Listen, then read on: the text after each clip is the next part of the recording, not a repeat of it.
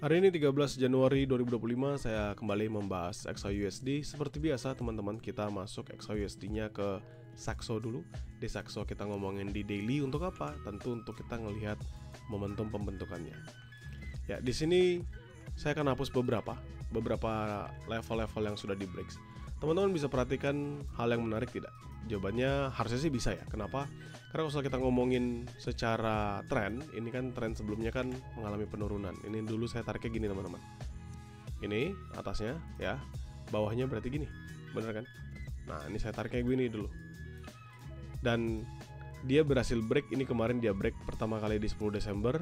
Dia up, tapi ternyata nggak berhasil untuk matahin equal highs-nya dan langsung drop kembali. Namun belum sempat dia nyentuh untuk area bawah di lower low, dia kembali rebound. Jadi yang ini saya hapus dulu biar teman-teman fokusnya sama yang terjadi saat ini. Di sini dia berhasil break really strong, bagus banget breaknya menurut saya. Kenapa ya? Karena dia bertahap 1, 2, 3, 4, 5. Teman-teman lihat ini dari Senin closingannya selalu, ini Senin kecuali Senin yang ini ya, 6 Januari ya. Senin 6 Januari dia merah. Tapi Selasa, Rabu, Kamis, Jumat 4 hari berturut-turut dia closingannya always bullish.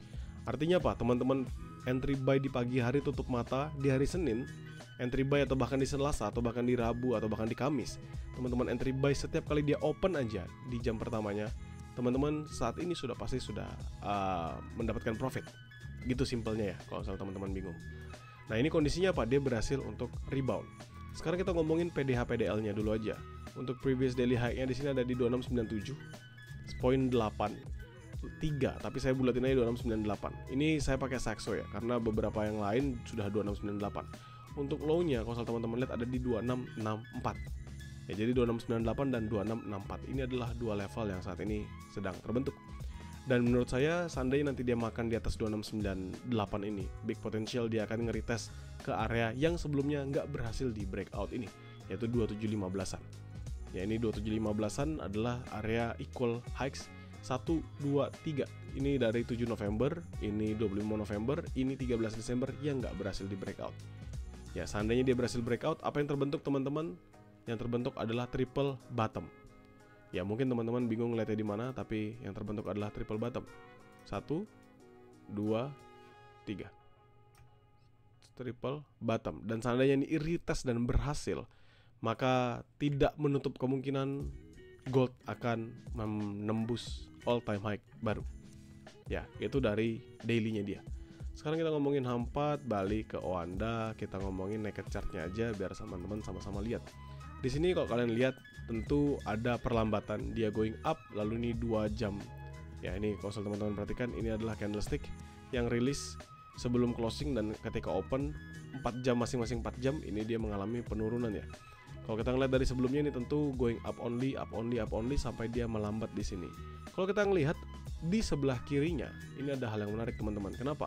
Karena di kirinya ini ada juga yang namanya supply. Jadi sebelumnya dia ini nahan, dia dropping up langsung drop signifikan, berarti di sini kita anggap sebagai adanya order block ya, supply zone. Kalau kita ngeliat the highest levelnya ini 2692.865 highestnya.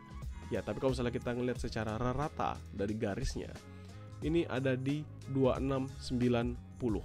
Nah, tadi teman-teman sudah ingat ya, kita kan ngomonginnya di 2688. Artinya ini adalah level sell satu-satunya lagi dan lagi. 2690, 2692 dan nanti 2697. Harusnya di atasnya kan 2697, 98. Tadi kan kita ngomongnya 98-an. Itu adalah dua area sell yang bisa kita manfaatkan. Sebelum nanti kita akan hajar untuk buy continuation. Nah, kita ngomongin di H1. Nah, ini sekarang kita ngeliatin di H1. Ini beberapa level yang saya sudah patok. Saya akan hapus dulu. Buat apa? Tentu untuk memudahkan teman-teman dalam melihatnya. Ya, pertama adalah level yang saya udah patok dulu di sini. Ini kalau kita ganti, saya ganti garis. Kita akan ambil beberapa key levelnya. Satu di sini 2691. Tadi ingat 2690, 2690 itu juga saya patok ya, karena supply sebelumnya. Lalu paling atas teman-teman bisa ngeliat ini ada di 2696. Untuk closingannya loh ya, ingatin untuk closingannya. Ini saya nggak pakai candlestick yang chart pakai candlestick. Nah, kalau candle tentu kalian lihat ada tailnya lagi. Nah, ini saya akan paskan tailnya. Sip.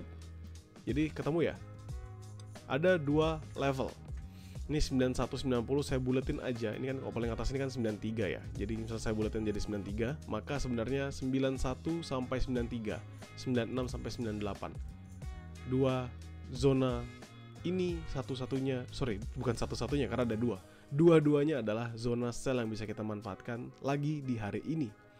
Tentu 93, 91 atau 90 deh, saya buletin 90 juga nggak masalah sebenarnya. It's totally the same lah.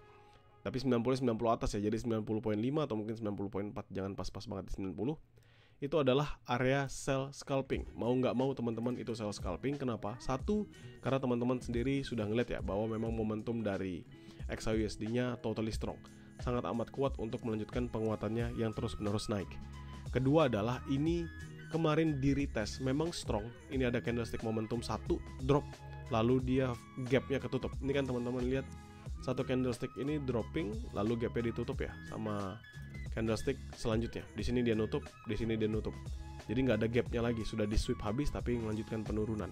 Artinya kalau nanti dia nge-retest kembali, ini masih menjadi area yang malah sangat amat high risk. Makanya saya patokkan sebagai scalping aja, 9193.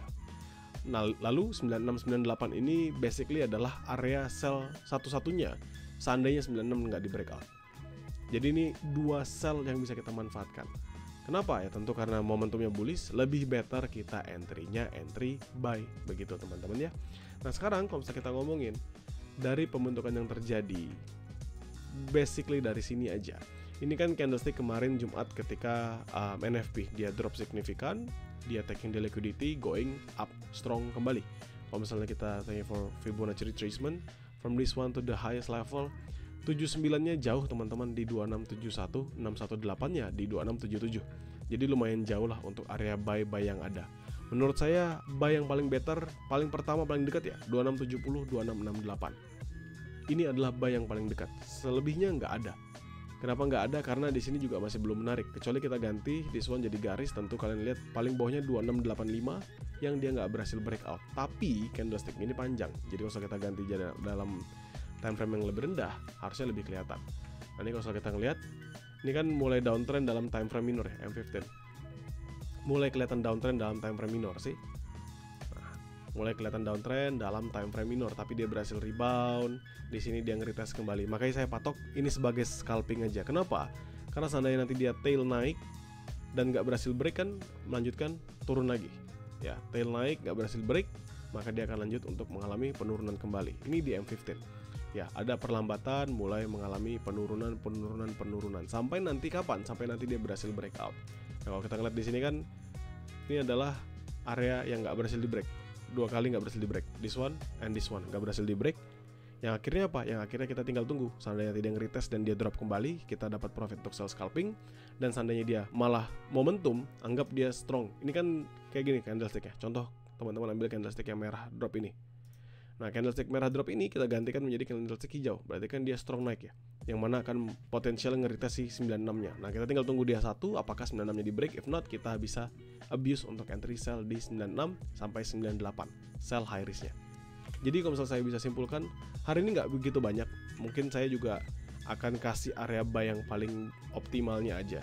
1, 2670, 2668 buy high risk as long as 2670 nggak di breakout. 2, 2660, 2658 selama 60 nggak di breakout. 2 ini dulu sebagai area yang paling optimal banget kita entry buy. Ya, selebihnya nanti follow with the movement.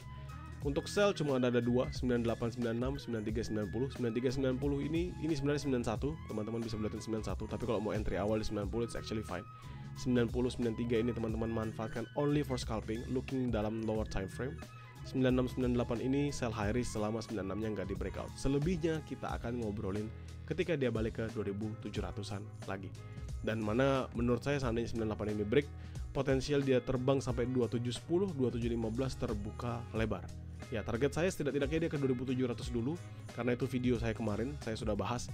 Target kedepannya dengan XAUSD momentum bullish ini ke 2700 dulu.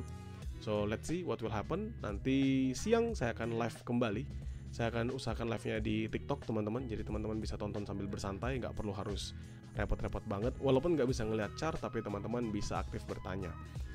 Maybe that's all untuk teman-teman Grow Count, nothing to be worried about, karena saya pasti akan selalu share mappingan saya di dalam grup Dan teman-teman yang publik nanti tinggal tonton video live saya ataupun video mapping yang saya akan upload kembali. Jadikan mapping ini sebatas sebagai referensi, sesuaikan lagi dengan cara trade yang kalian jalankan.